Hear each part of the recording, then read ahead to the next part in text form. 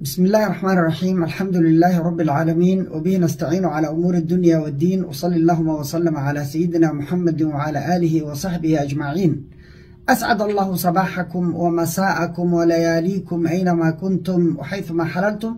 ولا لا سوماليد ملت جوجتان بإله سبحانه وتعالى دكان ما يلو عدي دبنبك الله كقاضو عدي دن الله وفيه انت بان الله ديقو انت بوقت الله بوكسيو انت دمت الله ونحرستو والدينتين الله ونحرستو اننا الله نوغا دبا نحرستو dalka diinta dadka iyo dowladnimadaba ilaahay subxaanahu wa tacaala inoo badbaadiyo. maanta waxaan ka hadlayaa laba qodob. qodobka koowaad, aadan yabaal oo gashay gacanta al-shabaab, madaxweynaha oo uga hadlay si aan siyaasad ahayn. labo, qodobka labaad, Faysal Cali Waraabe oo muujiyey dareenka ay qabaan siyaasiyiinta reer Somaliland in badan oo kamid ah ay ka qabaan qadiyada al-shabaab. waa markii koowaad waxaa dhacay dagaal kadis ah, dagaal la filayay actually oo xogtiisa la hayay, ayna dhacday ciidamo inay ka baxeen magaalada inta aan dagaalkuba dhicin. arrintaasina ay keentay fashil ku dhacay ciidankii meesha joogay. aadan yabaal waxay ahayd xaruntii ugu weyneyd ee ay ciidamada isku urursadeen, ciidan xoog la joogay, rasaasoo dhan ay taallay, hubkoodii oo dhan u yaallay, la oran karo saldhigga forinta linekaas shabeellada dhexe iyo hiiraan ilaa galmudug forintigaas oo dhan meesha saldhigga u ahayd ayay ahayd. aadan yabaal waxaa joogay taliyihii ciidanka ugu sarreeyey, guddoomiyihii maxkamadda. waa meeshuu madaxweynuhu ku noqnoqon jiray. waa meeshii ay salka dhigteen SNA. la filimayn meeshaasi inay gacanta shabaabka geli karto. waxaase dhacday oo aan ka aamusnayn ilaa 8 ilaa 9 degmo oo yaryara, tuulooyin yaryara ama deegaano yaryara oo ku hareeraysan in horey loo qabsaday, in horey ay soo baxaysay qayladhaan odhanaysaa taliyaha ciidanka khatar buu ku jiraa, madaxweynuhu meesha uu tagayo waa meel khatara. ma garanaysaa dadkuna ay ka afgobaadsanayeen ama ay iska ilaalinayeen inay ka hadlaan. waxaan ognahay dowladdu inay oran jirtay haddii la sheego al-shabaab inuu guulaystay inay tahay af shabaab, kelmaddii fakatay oo baxday oo terminolojiga cusub ahayd, af shabaab baa tahay. madaxweynuhu maanta waa af shabaab, isagaa ku hadlay, qiray, sheegay. mana ahayn madaxweynuhu saa u hadlo. runtiina waxay ahayd siyaasad xumo iyo aqoon xumo. militarigu spokesperson buu leeyahay, iyagaa la rabay inay ka hadlaan. qaabkay uga hadli lahaayeen iyagaa yaqaan. waa inay leedahay qaybta miidiyaha la hadasha.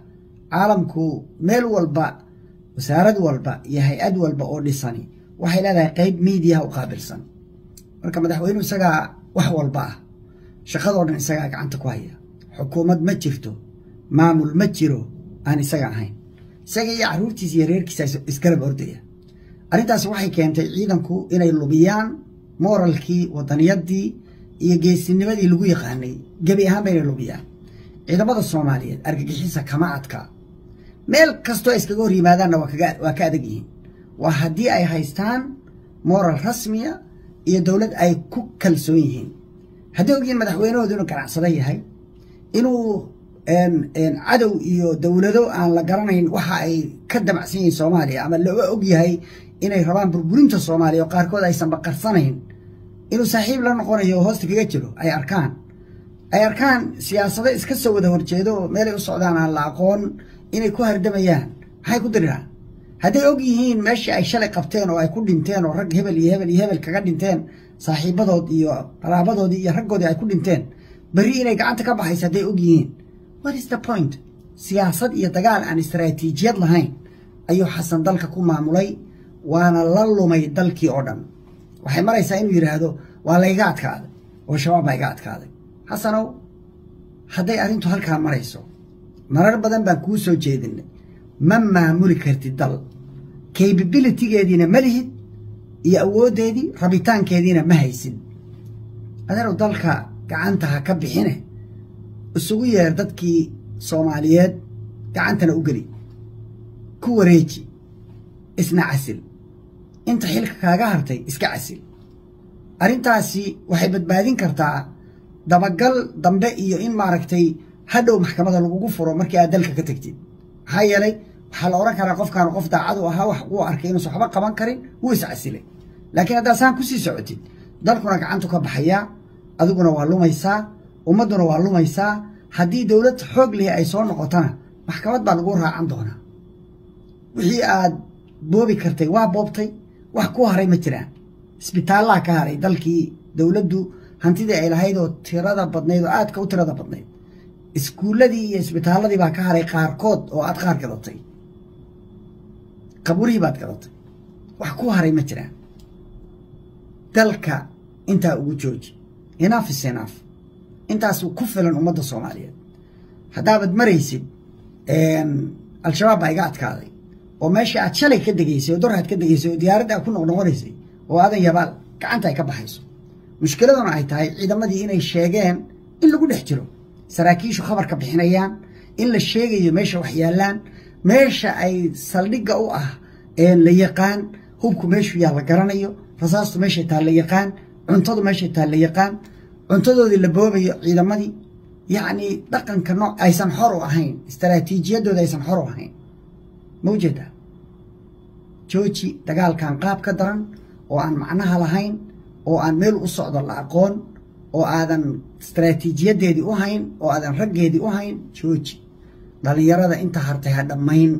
wixii aad dhammayn karta dhammaysay inta hartay badbaadi adiga intaasaan ku oranaya Zamil Twin Towers oo ka kooban 2 tower waxa uu ku yaalaa xaafadda Parkland gaar ahaan Ring Road waxa uu saaran yahay xaafadda Westland gurigan waxa uu ka kooban yahay 4 qol iyo qolkii shaqaalaha ee DSQ-ga musqulo jiko iyo balkoono gurigan waxa uu leeyahay adeegyadii oo dhan sida 4 lifti oo tower walba uu leeyahay CCTV camera security 24 saacadood motor elbiod parking masaajid dugsi quraan goobaha caruurta ay ku ciyaaraan farmashiye supermarket iyo dhul weyn oo loogu talagalay in dadka degan guriga ay ku lugeeyaan waxa gacanta ku haya dhismaha gurigan culimo u diin Soomaaliyeed oo horey u soo dhisay guriyo waaweyn ka faa'iideyso fursadda guriga Zamil oo la iibinayo qiimo aad u macquul ah oo ku raali gelin doona fadlan la xiriir ciwaanada iyo taleefanada shaashada kaga muuqda Zamil Twin Towers kelmadda labaad Faysal Ali Waraabe wuxuu soo qoray Twitter uu leeyahay Allahu Akbar al-shabaab dalkii qabsaday ilaahay baan idinku dhaarshay ma wax intaa ka shisheeya oo qof dhihi karo oo lagu markhaati furi karo ama lagu cadeyn karo qofkaas inuu al-shabaab jecel yahay oo la shaqeeyo baa jira ninkaasi waa ninkii wiilkiisa lagu dilay Syria isagoo Daacish ah ninkaasi wuxuu ka mid yahay hadda ka hor security council-ka waxaa laga dhex akhriyay oo panel of expert ay soo saareen report oranaya dawladda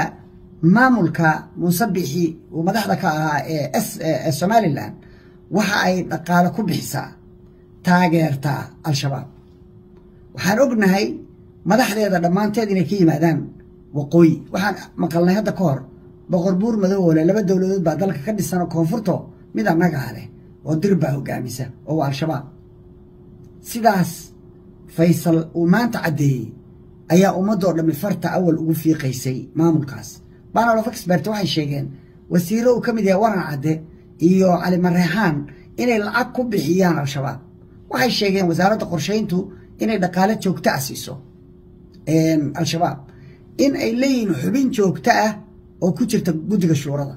oo aan dhicin oo mar walba ay xubin ku leeyihiin inay og yihiin shir walba oo madaxda ugu sareysa al-shabaab ay galaan maanta Faysal baa cadeeyay wixii la qarinayay Faysal waana waxba qarsan karin siyaasina aan ahayn oo macna lahayn caatifaduna ay ka tan badan tahay oo wixii markaa hayo oo isaga ku jiro oo qaras ah aan qarsan karin banaanka keena wuxuu inoo sheegay siyaasiyiinta reer Somaliland sida ay ula dhaqmaan ama ay ka aaminsan yihiin kooxda argagixisada ah ee al-shabaab khawaarijta inay ka tirsan yihiin oo ay la shaqeystaan oo awal ay dawladda waaweyn ku sheegeen waxaan ognahay hadda ka hor shirkii Ingiriiska Siilayo markii uu tagay Ingiriiska in lagu bahdilay laguna eedeeyay inuu al-shabaab la shaqeeyo ilaa iyo hadeerna dowladooda lagu eedeynaya al-shabaab la shaqayso caruura ugu dhasha madaxdooda xaasaskooda degan intaasoo jeer baa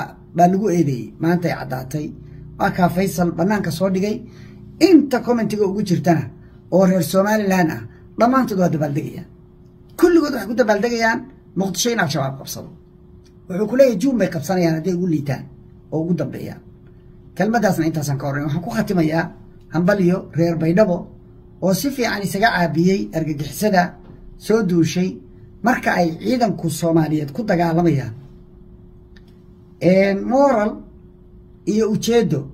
argagixiso agtooda qori kama jabsan karto sidaas ay isaga dhiciyeen reer Baydhabo ayay isaga dhicin jireen SNA meel kasto ay isugu yimaadaan sidaa ay isaga dhiciyeen reer Puntland ayay ciidamada SNA isaga dhicin jireen ugana adkaayeen al-shabaab oo argagixiso khawaarij ah mujrimiin ilaahay ka fogaaday oo tuuga hoggaankiisa oo hantida iyo dhiiga umada booba hantidoodana booba dhiigoodana daadsha way ka adkaayeen ciidanka Soomaaliyeed Baydhabo sida isaga dhicisay bay isaga dhicin kartaa Soomaali sida Hiiraan isaga xoreysay oo banaanka uga saartay ayay isaga dhicin kartaa qabaa'il hoosta ku haysta marka laga reebo Soomaalidu al-shabaab way iskaga filan tahay iyo khawaarij iyo daacish banaankeena iska mari kartaa laakiin waxay u baahan tahay hoggaan dhab ah oo daacad ka ah dagaalka oo hoggaamin iyo istaraatiijiyad dagaal oo run ah oo daacadnimo ay ku dheehan tahay la yimaada markaas Soomaali way ka xoroobaysaa insha Allah ta'ala al-shabaab khayr badan baa idin rajaynayaa wabillahi tawfiiq assalamu alaykum wa rahmatullahi